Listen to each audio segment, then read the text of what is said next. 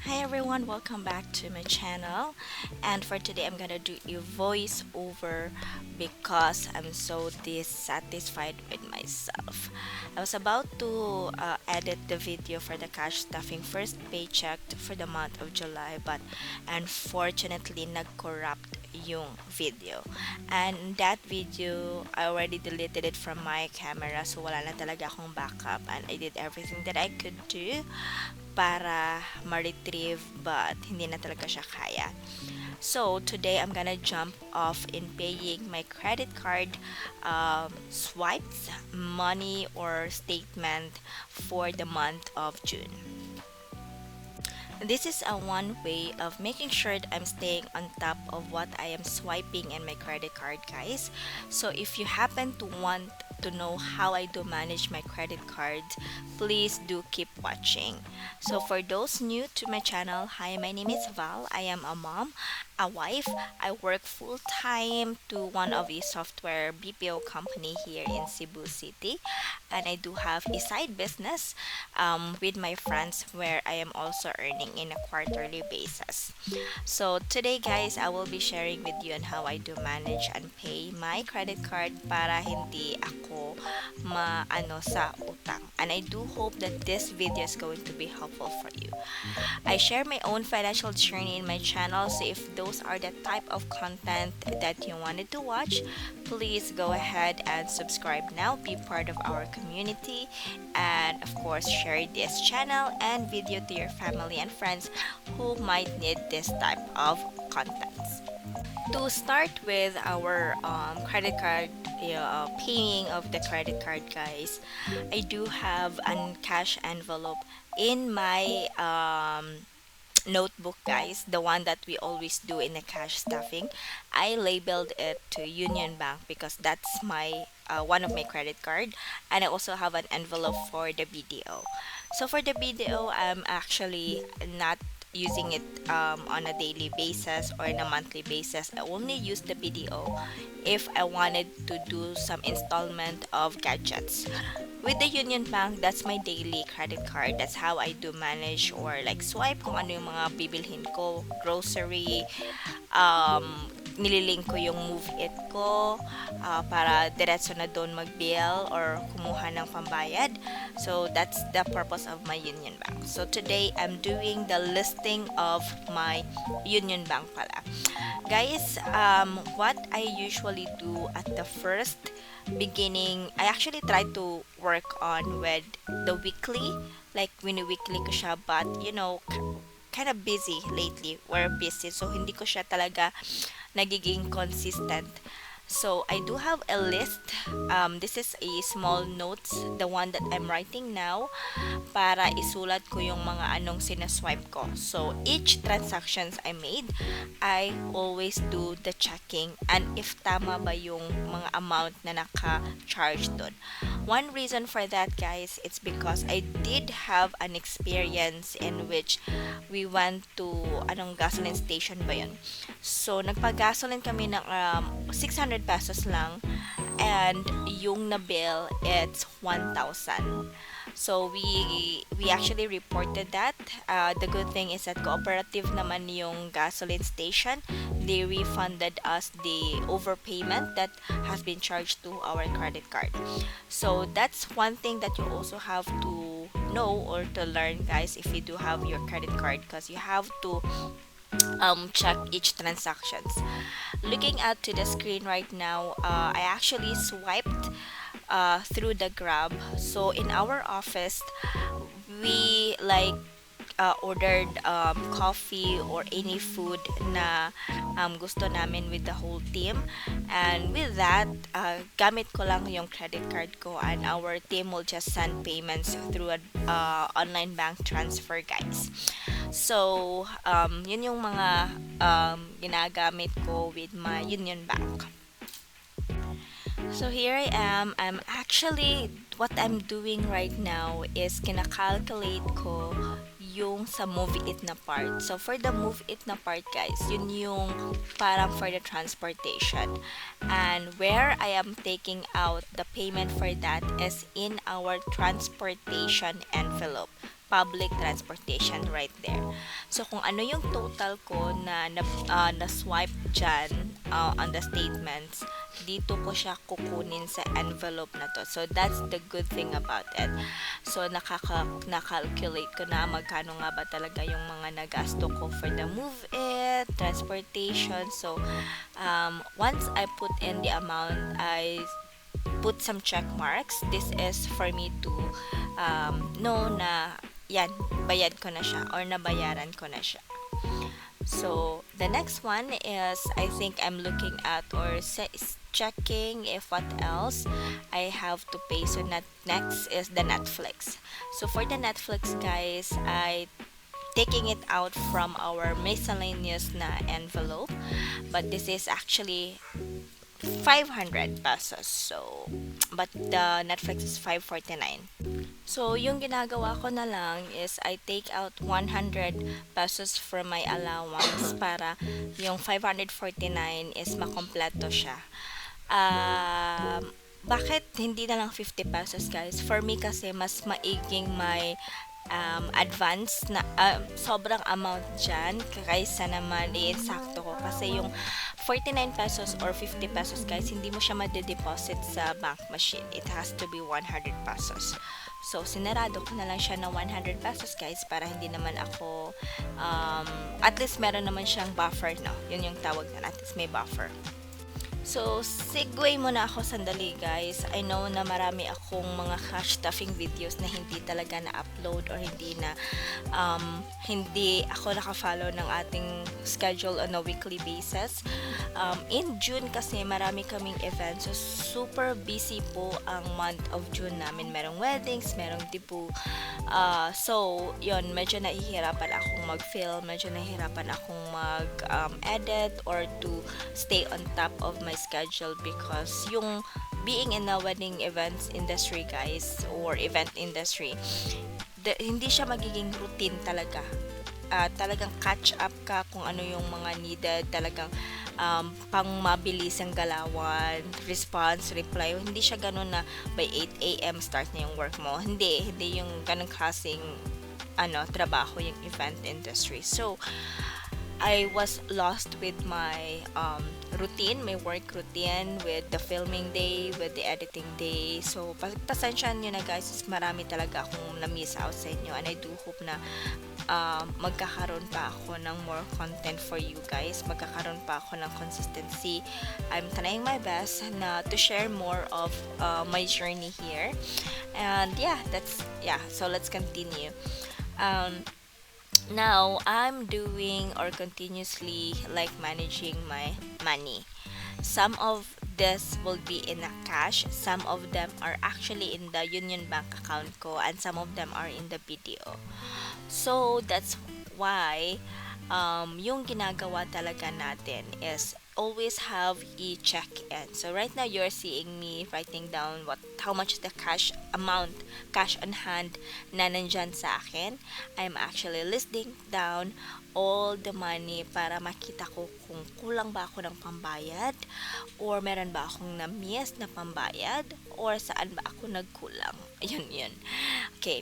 So, by the way, for anyone here who has like any tips on how do you handle your credit card payments, credit card statement, please do let us know. Some of the credit card, by the way, guys, has like promos that you can avail in their website.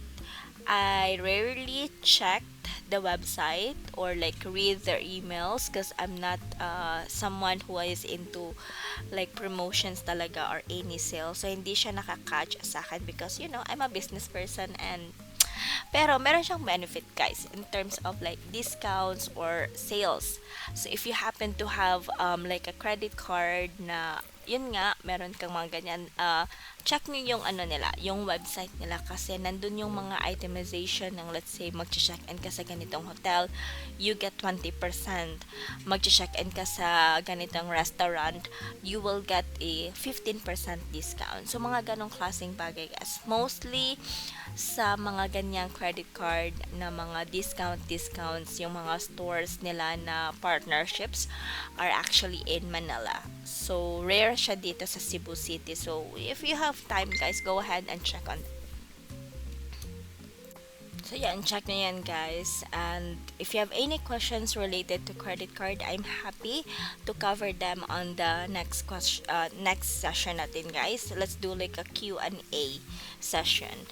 So, if you do have questions, feel free to comment ha, kasi I'd love to read your comments.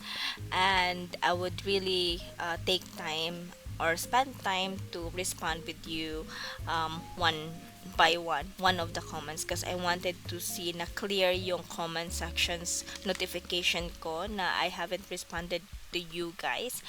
And yun, so what I'm doing is it's two ano ba to two Zoom, um yeah, so to Zoom siya, guys. So I'm actually doing a voiceover now kasi when I was filming this video, medyo maingay yung surroundings.